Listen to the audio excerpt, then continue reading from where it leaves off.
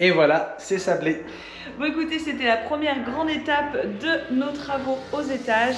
On vous raconte? Nous, c'est Elisa et Max. Depuis 2013, on parcourt et photographie les beautés du monde et de notre chère France. Nous partageons nos découvertes, rencontres, bonnes adresses et conseils pour mieux t'aider à voyager. Été 2021, nous avons trouvé le chalet de nos rêves dans le Jura. Bienvenue au chalet Pinacea. Allez, on t'embarque dans cette nouvelle aventure de rénovation. Alors, sablage, aérogommage, c'est quoi? Oui, tentative de définition pour y voir un petit peu plus clair. Bon, on a tendance à dire sablage, mais c'est plutôt de l'aérogommage. En fait, tout simplement, c'est des matériaux qui sont propulsés à forte pression sur d'autres matériaux, comme de la pierre, comme du bois, et tout ça dans une optique de décrasser, décaper pour retrouver l'origine. L'état brut. Voilà, l'état brut, tout simplement.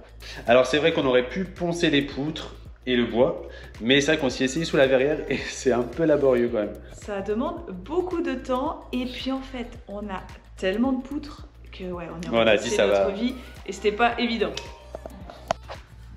Bon, c'était le livreur, encore un perdu comme d'hab. Alors le conseil qu'on pourrait vous donner, c'est vraiment de commencer par cette étape. Tout simplement parce que vous aurez du sable, mais partout. Mais vous imaginez même pas, on nous l'avait dit, mais on n'était pas prêts. Donc le conseil aussi, c'est que si vous habitez dans votre maison, que vous voulez faire sabler, mais oubliez l'idée en fait. Suite. Voilà, nous on a commencé par ça, c'était complètement vidé de tout et du coup on en retrouve mais de partout, ça se glisse dans les poignées, ça se glisse dans toutes les fenêtres, tout ça, c'est un enfer. Donc beaucoup de nettoyage à prévoir, même si quand même le professionnel vient et nettoie, il fait en gros, donc vous en aurez plein à faire quand même derrière dans les finitions. Alors qu'est-ce qu'on a fait concrètement au chalet avec l'aérogommage? Donc déjà toute la partie poutre, cuisine et salon. Il y en a donc pas mal, vous voyez. Là, on voit bien la différence, regardez. Oui. C'était avant, c'était après. Là, on va mettre un faux plafond.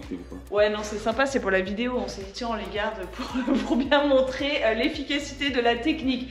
Bon, bah, c'était très jauni, très vieilli. Hein, le chalet, il y a une trentaine d'années. Donc c'était très normal. Voilà, on a retrouvé un aspect beaucoup plus naturel, comme le bois était au départ. Nous, on aime bien ce côté brut et beaucoup plus clair. Ça déjà donne beaucoup de lumière dans la pièce. Bon, passons à l'étage supérieur, parce que là, il y a eu du job aussi. Bon, ici, c'est un vrai sujet. Il y a eu tellement d'hésitation sur cette soupente. Donc, vous voyez, c'est assez immense tout ce qu'il y avait. Au départ, on voulait tout sabler pour retrouver ce côté originel du bois. Sauf qu'en fait, après, on a réfléchi. On a eu des conseils aussi d'amis, etc., qui nous ont dit qu'il faudrait réisoler. Donc, on a remis tout ça dans la balance et on s'est dit, effectivement, pour gagner en énergie, dépenser moins de chauffage, plus efficace énergétiquement, réisolons tous les combles. Bon, après, c'est vrai qu'on aurait pu faire par l'extérieur, mais c'était vraiment des coûts beaucoup plus chers. Avec les tuiles et tout ça. Ouais, oui, non, on n'était pas prêts. Donc là, concrètement, maintenant, on a décidé, tout ça, ça va être recouvert d'isolant. Du placo par-dessus, donc on aura un plafond qui sera une soupente qui sera très blanche. Ce sera lumineux et on a décidé de garder les grosses poutres apparentes sablées.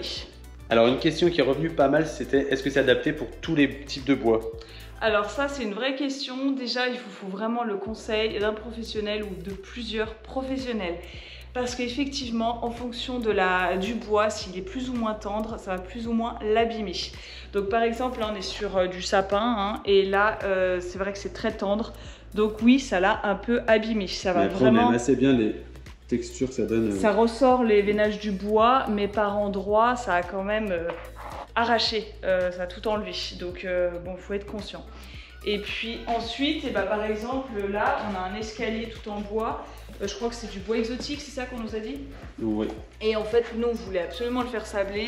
Et c'est vrai qu'il nous a dit, moi, je vous conseille pas. On a quand même testé ici. Ouais, il nous a fait un essai. Et c'est vrai que c'était pas joli. Ça ronge tout, en fait. Donc, on a décidé de pas aller plus loin et de préserver quand même le bois. Faut pas non plus faire n'importe quoi.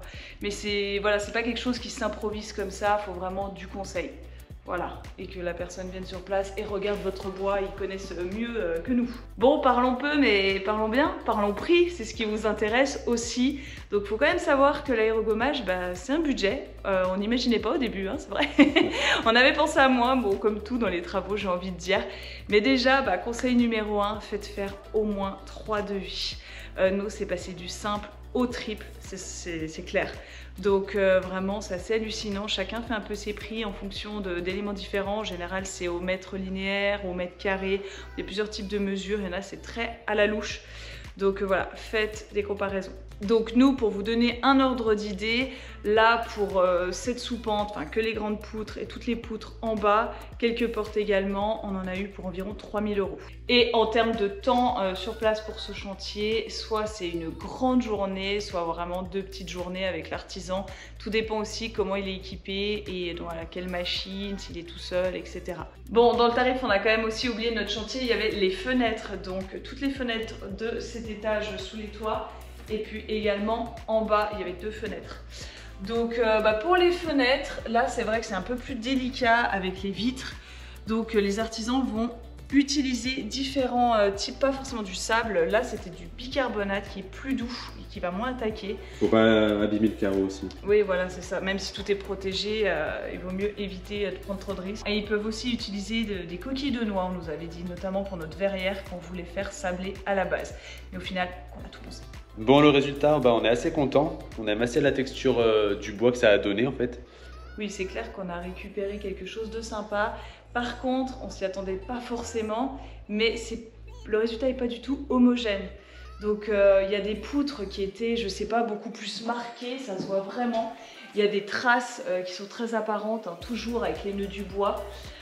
Donc là, sous le dessous, on voit bien quand même l'ancien. Mais il nous disait que s'il continuait plus, ça allait totalement défoncer le bois en fait. Donc là on le voit un petit peu avec voilà, des pans qui sont partis, donc ça attaque quand même assez fort. Donc il faut faire attention. Et du coup là maintenant on réfléchit au traitement du bois qu'on va pouvoir lui apporter. Donc certains nous ont dit de le laisser brut comme ça, mais c'est vrai qu'on a peur que ça rejaunisse assez vite dans le temps. Oui, bah, il faut être conscient qu'avec les UV, ça va forcément jaunir à 5 ans, à 10 ans. Donc après, petit à petit, on va se retrouver au même état qu'on était avant. Donc voilà, c'est une vraie question. Après, sur les échanges, sur les réseaux sociaux, comme ça, avec vos échanges, il y en a qui ont des grosses poutres dans des grosses fermes, peut-être un peu moins de lumière, moins d'UV, ils les ont laissés, ils n'ont pas traité, et ça reste quand même joli un petit moment. Encore une fois, ça va dépendre du bois, du lieu où ça se trouve, etc.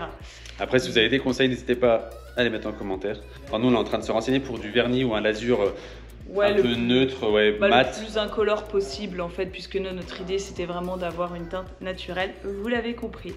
Bon affaire à suivre du coup. On vous tiendra au courant. Bon, on espère qu'on vous aura éclairé sur l'aérogommage. Encore une fois, n'hésitez pas si vous avez des questions, vous pouvez les mettre en commentaire. Et puis nous, on n'a plus qu'à continuer le chantier. Ouais. On vous dit à bientôt pour la suite. Allez, ciao. Salut.